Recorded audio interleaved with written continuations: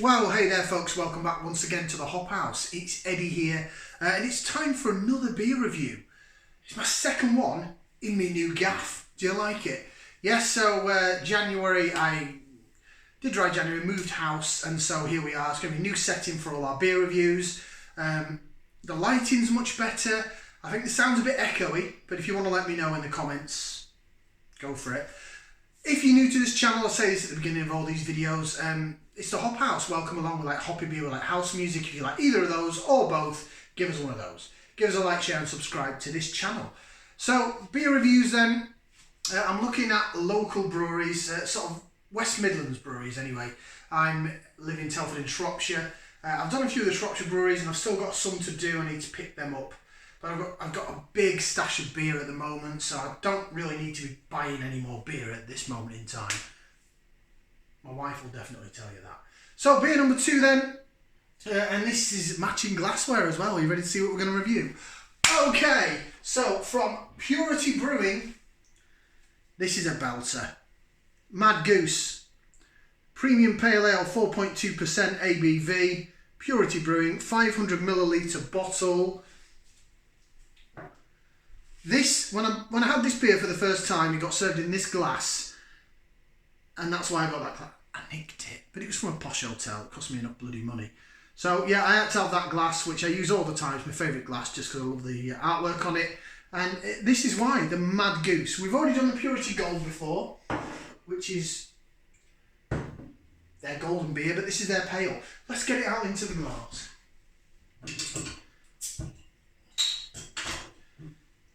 It's a darker malt bill, so it's slightly darker than the gold. It's a dark gold to amber colour. Think of it sort of similar to like Adnam's Ghost Ship. It's sort of that sort of colour. It's trying to get some sort of head on it. This glass is not very good for holding head. It's crystal clear. There's your beer in the glass. Not much carbonation to talk of whatsoever, but it's really crystal clear. Compared to the last one that had a bit of haze because it was a bottle conditioned beer, this is probably, people that like traditional beers will probably like the look of this more because they'll be thinking, oh, that's better, you can see through that, there's nothing wrong with it, it's not gone off. This is in date as well. It's best before, I think it's July 22, so there's nothing wrong with it in terms of how old it is. Should we go for some aroma on this sort of golden to amber coloured beer? See, the head's kind of gone. I told you this glass ain't good for it. Stand by.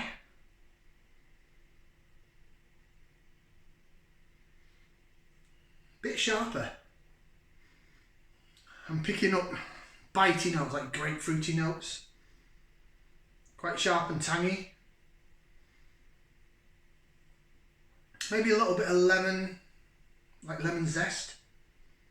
But it's definitely sort of grapefruity and tangy and more sharp than the previous beer that was a bit earthy and peaty. This is definitely a lot more sort of tangy and sharp. Right, let's go for it. Bottoms up, down the hatch.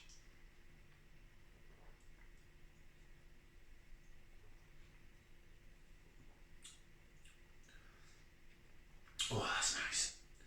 Lovely and refreshing. That beer hits the spot. Now this beer, it's nice in a bottle, don't get me wrong, it's lovely. Oh, I'm getting all the aromas out now. Now I've jigged it about a bit. Now it's coming to life. I'm getting, like I said, I'm getting that grapefruitiness. It's there on the back end as well.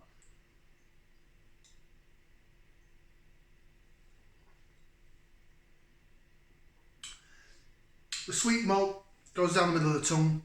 Zestiness, hoppiness down the sides, sizzles down the side of your tongue as well.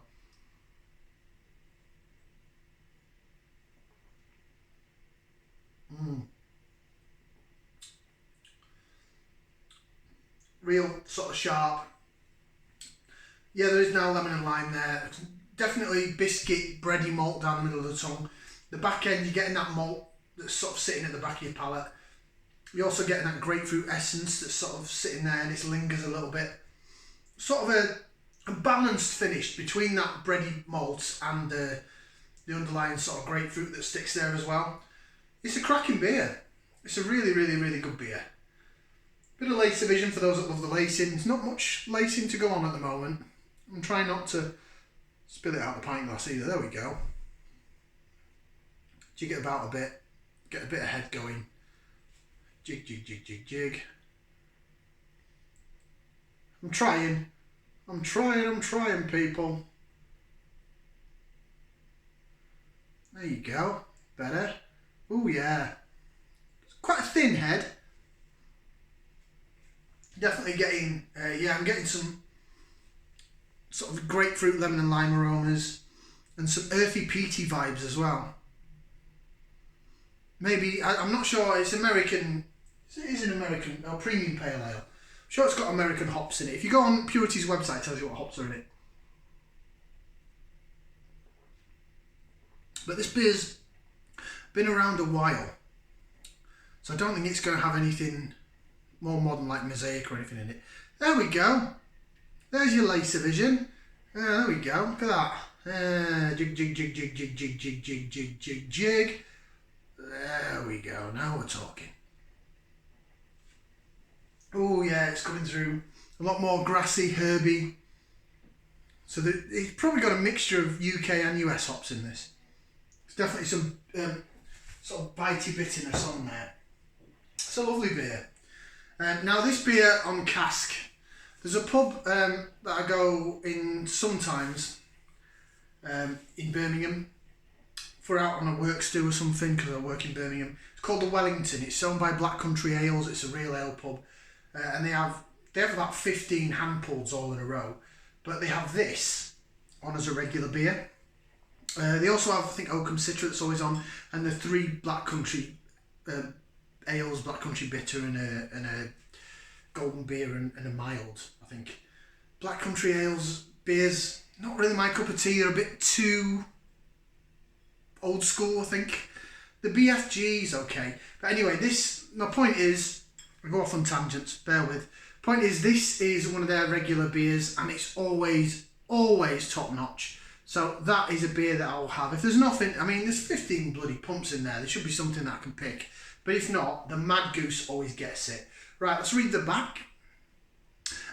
Purity, by the way, if you have a look at them, they're based in Warwickshire, south of like Redditch, near.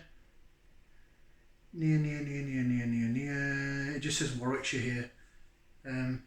Upper Spurnell Farm. Apparently, it's quite a cool place to go. If you ever go to the brewery, it is literally in the middle of nowhere on the farm.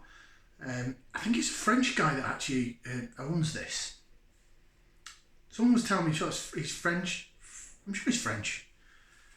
But they've won quite a lot of awards, Purity Brewing, and they do another beer which I'm thinking of ordering direct off their website at some point when I eventually get down my massive stash of beer. It's their Session IPA in a can. I had it on keg at Christmas because it was part of the Christmas market in Birmingham. The best Session IPA I think I've ever had. It wowed the bejesus out of me. So I'm going to have to try that in a can. But this for a bottle of real ale is really good. Anyway, as I was saying, I'm reading the back. See? Tangentville. So, premium pale ale. Crafted with a conscience in the heart of Warwickshire. In the heart of the Warwickshire countryside, this bottle embodies our love of great beer with real character. Brewed responsibly to leave an even better taste in your mouth.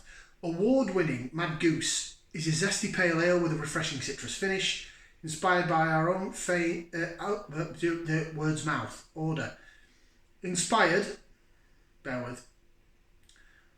I'm going to start the whole sentence again. We're amateur, we'll keep going. Award-winning Mad Goose is a zesty pale ale with a refreshing citrus finish, inspired by our own fearsome feathered friend. Her hiss far worse than her bite, except around mating season, when it was best to stay inside for another well-earned beer. Pairs perfectly with roast chicken or pork belly. Doesn't tell you anything about the hops, that's just kind of it. So Mad Goose. It inspired me to nick that glass from a posh hotel. And I did. Oh, sorry, my light just went up and down then, didn't it? Oh, I thought I'd stop doing that. Right, rating-wise, I'm going to give that 2 thumbs up. Really nice beer. It's certainly one, definitely better on cask.